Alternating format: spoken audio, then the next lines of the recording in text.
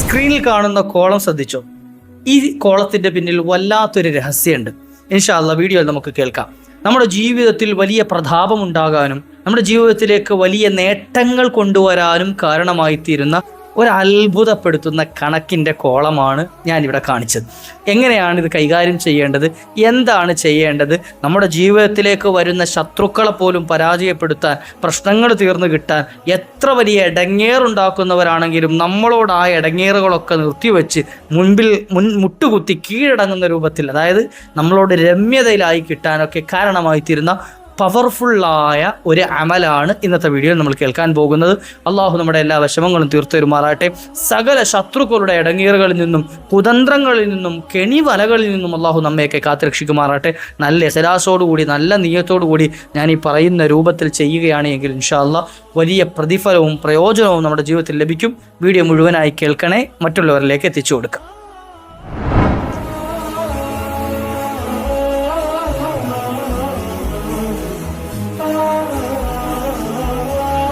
السلام عليكم ورحمة الله وبركاته. بسم الله والحمد لله. أعوذ بكلمات الله التامات من كل شيطان وهامة ومن كل عين لام.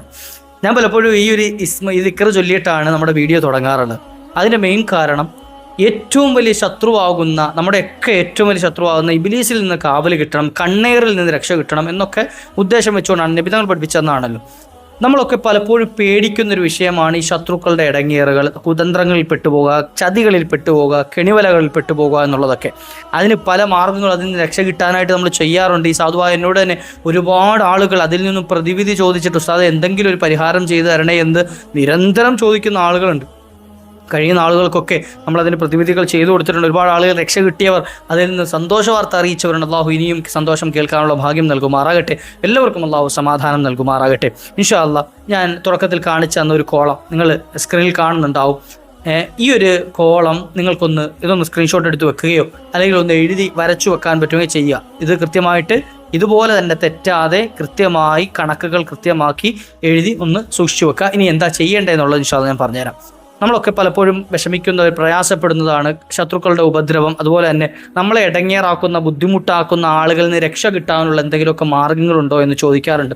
അതുപോലെ പേടിയിൽ നിന്ന് രക്ഷ കിട്ടാൻ, നമ്മളിന്ന് പേടി നീങ്ങിയിട്ട് പേടിയിൽ നിന്ന് നമുക്കൊക്കെ രക്ഷ കിട്ടാൻ എന്തെങ്കിലും ഒരു പരിഹാര മാർഗമുണ്ടോ എന്ന്, അതുപോലെ തന്നെ നമ്മെ ഇടങ്ങേറുണ്ടാക്കുന്ന എത്ര വലിയ, അത് കൂട്ടുകാരാകട്ടെ, കുടുംബാദികളാകട്ടെ, നമ്മുടെ അയൽക്കാരാകട്ടെ, നാമുമായി ബന്ധപ്പെട്ടതോ പെടാത്തതോ ആയ ആരും ആയിക്കൊള്ളട്ടെ, അവരുടെ ഇടങ്ങേറിൽ നിന്ന് മോചനം കിട്ടണം, രക്ഷ കിട്ടണം എന്നൊക്കെ പറഞ്ഞ് പലപ്പോഴും നമ്മൾ കേൾക്കുന്ന വിഷമങ്ങളിൽപ്പെട്ടതായതുകൊണ്ട് എടുത്തു പറഞ്ഞതാണ്. ഇങ്ങനെയൊക്കെ ആഗ്രഹിക്കുന്നവരാണ് എങ്കിൽ, അതിൽ നിന്നൊക്കെ മോചനം കിട്ടണമെന്ന് മനസ്സുകൊണ്ട് ആഗ്രഹിക്കുകയും അതിനുവേണ്ടി കഠിനാധ്വാനം ചെയ്യുകയും ചെയ്യുന്നവരാണ് എങ്കിൽ ഇൻഷാ അല്ലാഹ് നമുക്ക് ഉപയോഗപ്പെടുത്താൻ പറ്റിയ ഏറ്റവും എളുപ്പമുള്ള, നിങ്ങൾക്കൂടെ ചെയ്യാൻ പറ്റിയതായതുകൊണ്ട് മാത്രമാണ് ഞാനിത് പറയുന്നത്. അല്ലാത്ത അമലുകളൊക്കെ സാധാരണ ചിലത് പഠിച്ച ആളുകൾ മാത്രം ചെയ്താലാണ് അതിന് ഫലം കിട്ടുക, അല്ലാതെ എല്ലാവർക്കും ചെയ്യാൻ പറ്റിയതാവൂല ചിലപ്പോൾ എല്ലാ കാര്യവും. ഇത് നിങ്ങൾക്ക് ഏതൊരു സാധാരണക്കാരനും ഏതൊരു സാധാരണ വ്യക്തിക്കും ചെയ്യാൻ പറ്റിയത് കൂടെ ആയതുകൊണ്ടാണ് ഇൻഷാ അല്ലാഹ് വീഡിയോയിൽ പ്രതിപാദിക്കുന്നത്. നമ്മൾ ഒരുപാട് അമലുകൾ ചെയ്യാറുണ്ടല്ലോ. അക്കൂട്ടത്തിൽ അള്ളാഹുവിൻ്റെ അസ്മാഉൽ ഹുസ്നയിൽപ്പെട്ട ഏറ്റവും പവർഫുള്ളായ ഒരു ഇസ്മാണ് മുദില്ലു എന്ന ഇസ്മ. അൽ മുദില്ലു എന്ന ഇസ്മ. അൽ മുദില്ലു എന്താണ് ഈ ഇസ്മിൻ്റെ പ്രത്യേകത? ആരെങ്കിലും ഒരാൾ ഈ ഒരു അൽ മുദില്ലു എന്ന ഇസ്മ നിരന്തരം പതിവായി ചൊല്ലുകയാണെങ്കിൽ, ദിവസവും എണ്ണമില്ലാതെ കണക്കില്ലാതെ ഇങ്ങനെ പതിവായി ചൊല്ലുന്നവരാണ് എങ്കിൽ ആ വ്യക്തിയുടെ ജീവിതത്തിൽ അള്ളാഹു സുബ്ഹാനഹു വ തആല താഴ്ച കൊടുക്കൂല എന്ന, അതായത് അയാളുടെ ജീവിതത്തിൽ അള്ളാഹു സുബ്ഹാനഹു വ തആല ഒരു ഇടങ്ങേറിൽ പെടുത്തിയിട്ട് അയാളെ അങ്ങ് നിരംപരിശാക്കുക, അങ്ങനെ ഉണ്ടല്ലോ, താഴ്ത്തിക്കെട്ടുക, ആ ഒരു പ്രവണത അയാളുടെ ജീവിതത്തിൽ ഉണ്ടാവില്ല. ഏത് സമയത്തും ഉയർച്ച മാത്രം, അള്ളാഹു സുബ്ഹാനഹു വ തആല വലിയ ഉയർച്ചയിലേക്ക് അയാളെ എത്തിക്കുക എന്നല്ലാതെ ഒരു താഴ്ചയും അയാളുടെ ജീവിതത്തിൽ ഉണ്ടാവില്ല. പക്ഷേ നിശ്ചിത എണ്ണങ്ങൾ ചൊല്ലേണ്ടതുണ്ട്. ആരെങ്കിലും ഒരാൾ ജീവിതത്തിൽ വലിയ ഉയർച്ച ലഭിക്കണമെന്ന്, ജീവിതത്തിൽ വലിയ സന്തോഷവും ബറക്കത്തും ലഭിക്കണം എന്ന് ആഗ്രഹിക്കുന്നവരാണ് എങ്കിൽ ദിവസവും 1000 തവണ ഈ ഒരു ഇസ്മ ചൊല്ലേണ്ടതുണ്ട്. 1000 തവണ ചൊല്ലണം. 1000 കുറച്ച് കൂടുതലല്ലേ എന്ന് ചിന്തിക്കുന്ന ആളുകൾ കൂടുതൽ തന്നെയാണ്. നമ്മളെ സംബന്ധിച്ചിടത്തോളം യാ മുദില്ലു എന്ന് ചൊല്ലാൻ പെട്ടെന്ന് തീരും, അത് വേറെ കാര്യം. 100 എണ്ണമൊക്കെ വളരെ സിമ്പിളായി ചൊല്ലി തീർക്കും. 1000 എണ്ണം ചൊല്ലാനൊന്നും വലിയ സമയവും ആവശ്യം വരില്ല. ആരെങ്കിലും ഒരാൾ 1000 എണ്ണം നിരന്തരം എല്ലാ ദിവസവും ചൊല്ലുകയാണ് എങ്കിൽ, അതും തുടർച്ചയായി 40 യൗമൻ ലിമുദ്ദത്തി 40 യൗമൻ 40 ദിവസം തുടർച്ചയായിട്ട് അത് ചൊല്ലുകയാണെങ്കിൽ ആ വ്യക്തിയുടെ ജീവിതത്തിൽ പിന്നീട് ഒരു താഴ്ചയും അള്ളാഹു സുബ്ഹാനഹു വ തആല കൊടുക്കൂല എന്ന. അള്ളാഹു ഉയർച്ച കൊടുക്കുന്നതാണ്. കാരണം മുദില്ല് എന്ന് പറഞ്ഞാൽ തന്നെ താഴ്ച നൽകുന്നവൻ എന്നാണ് അർത്ഥം. ദില്ലത്തിലാക്കി കളയുന്ന, അതായത് ആരെത്ര വലിയ പ്രതാപത്തിലിരുന്നാലും ശരി അവരെ താഴ്ത്തണമെന്ന് അള്ളാഹു ഉദ്ദേശിച്ചു കഴിഞ്ഞാൽ അതിനെ തടഞ്ഞു നിർത്താൻ ഒരാൾക്കും കഴിയില്ല. എത്ര താഴ്ചയിൽ കിടക്കുന്ന ആളുകളെയും ഉയർത്തണമെന്ന് അള്ളാഹു ഉദ്ദേശിച്ചു കഴിഞ്ഞാൽ അതിനെ തടയാനും ആർക്കും കഴിയില്ല. അപ്പം അൽ മുദില്ലു എന്ന ഈ നാമത്തിൻ്റെ പ്രത്യേകത, മുദിൽ അള്ളാഹു മാത്രമാണ്. ആ മുദില്ലായ അള്ളാഹുവിനെ വിളിക്കുകയാണ്. അള്ളാഹുവിനെ യാ മുദില്ലു, താഴ്ത്തുന്നവനായ അള്ളാഹു എന്ന് വിളിക്കും. അള്ളാഹു എന്നെ നീ താഴ്ത്തിക്കളയല്ലേ അള്ളാഹു, നീ താഴ്ത്തുന്നവനാണെന്ന് എനിക്കറിയാം, നീ ദില്ലത്തിലാക്കുന്നവനാണ് എന്നറിയാം, പക്ഷെ എന്നെ നീ ദില്ലത്തിലാക്കല്ലേ എന്ന നീയത്താണ് അയാളുടെ കൽബിലുള്ളത്. അപ്പോൾ എന്ത് ചെയ്യുക, അള്ളാഹുവിനെ ഇങ്ങനെ വിളിക്കുക. 1000 തവണ മുടങ്ങാതെ 40 ദിവസം തുടർച്ചയായിട്ട് ആരെങ്കിലും ഒരാൾ ഇത് ചൊല്ലിക്കഴിഞ്ഞാൽ അയാളുടെ ജീവിതത്തിലേക്ക് വന്ന താഴ്ചകൾ നീക്കുകയും അതോടൊപ്പം തന്നെ ശത്രുക്കളിൽ നിന്നും അള്ളാഹു അയാൾക്ക് കാവൽ കൊടുക്കുകയും ചെയ്യാം. ശത്രുക്കളെ തട്ടിമാറ്റുക എന്ന് വെച്ചാൽ അയാളുടെ ജീവിതത്തിൽ നിന്ന് ശത്രുക്കളെ ഒഴിവാക്കുക. ശത്രുക്കളുടെ ഇടങ്ങേറ് അയാളുടെ ജീവിതത്തിൽ ഉണ്ടാവില്ല. അയാൾ ശത്രുക്കൾക്ക് ഉപദ്രവിക്കാൻ കഴിയില്ല, ഇടങ്ങേറാക്കാൻ കഴിയില്ല. എത്ര വലിയ കൊടി ശത്രുവാണെങ്കിലും ശരി അള്ളാഹു പിടിച്ചു കെട്ടുന്നതാണ്. ഇനി ഇത് മാത്രം ചൊല്ലിയാൽ മതിയോ?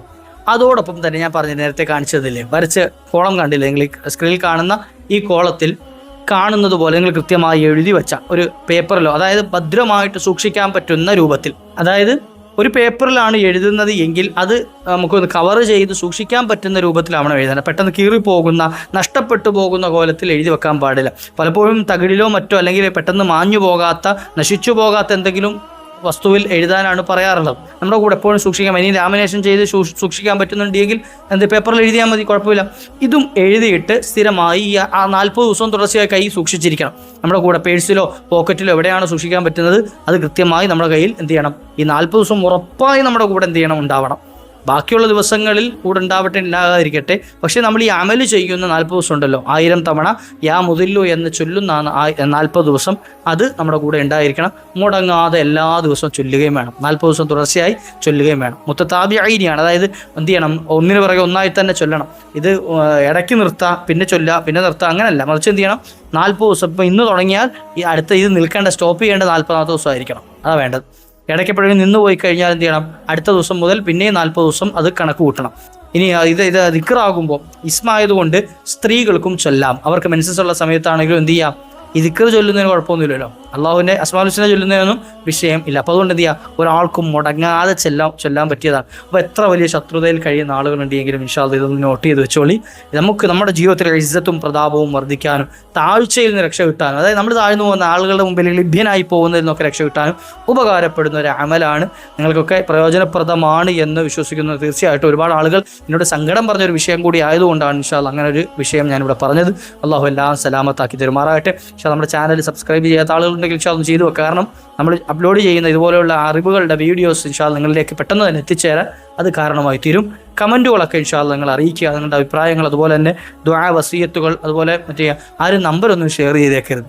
പ്രത്യേകിച്ച് സ്ത്രീകളെ സംബന്ധിച്ചിടത്തോളം കമൻറ്റ് ബോക്സിൽ അങ്ങനെ നമ്പറുകളൊന്നും ഷെയർ ചെയ്യാൻ പാടില്ല. 1-2 കമൻറ്റുകൾ അങ്ങനെ കണ്ടതുകൊണ്ട് പറഞ്ഞതാണ് ഇൻഷാ അല്ലാഹ്. അതുകൊണ്ട് ഇത് വളരെ ശ്രദ്ധിക്കുക ആ വിഷയങ്ങളൊക്കെ.